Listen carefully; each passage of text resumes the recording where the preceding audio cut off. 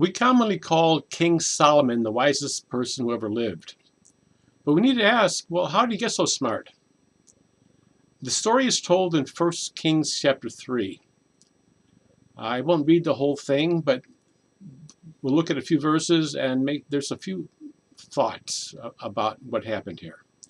1 Kings 3, verse 5. In Gibeon, the Lord appeared to Solomon in a dream at night, and God asked, "What shall I give you?" Now, the first thing that happened in a dream. Do you listen to your dreams? If you look at the Bible, dreams have always been very important.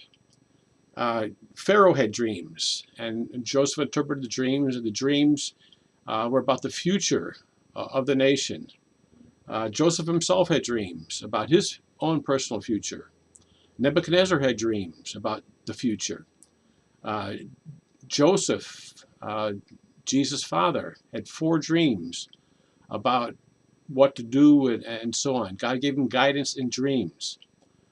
Pay attention to your dreams.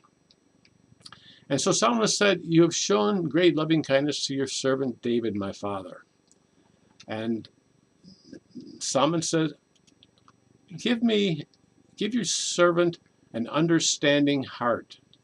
We talked about heart yesterday, but literally it's a heart that knows, or hearts that listens is what it really is. Give your servant a heart that listens, and here it's translated understanding heart, to judge your people, to discern between good and evil. So Solomon asked for wisdom, and God gave him wisdom. And then, when God answers his prayer, God says to him, because you've asked for this, and have not asked for long life, for riches for yourself, but asked for yourself discernment to understand justice. Behold, I have done according to your words.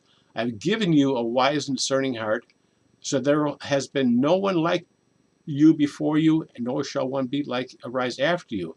And I've also given you what you have not asked for, both riches and honor, so that there will be not any among the kings like you all your days. We need to see God as a God who's willing to give to his people. Remember, we were created in God's image. I mean, he has plans for us, okay? He loves us, and he has plans. Jesus talked about Solomon. Jesus said that in Luke chapter 6, I say to you, or I have to go back a verse, it says here, you can serve God and mammon, or wealth, or property, or things. For this reason, I say to you, do not be worried about your life, what you shall eat or drink, your body, and so on. Then it says, and why are you worried about clothing? Look at the lilies of the field, how they grow. They don't toil, they don't spin. Yet I say to you that not even Solomon in all his glory was arrayed like one of these. And if God so clothes the grass of the field, which is alive today and tomorrow is cast into the furnace, will he not much more clothe you, O ye of little faith? So we look at Solomon. Don't just look at a person who's just wise. Look at a person who God blessed, and God is just as willing to bless us the same way. God had no problems with blessing him like this. And Jesus said the same thing. He says, seek first the kingdom of God and his righteousness, and all these things will be added unto you. You need to see God as willing to give to you. And a lot of people today will look at, well, bigger house, bigger car, and so on. Don't worry about that part.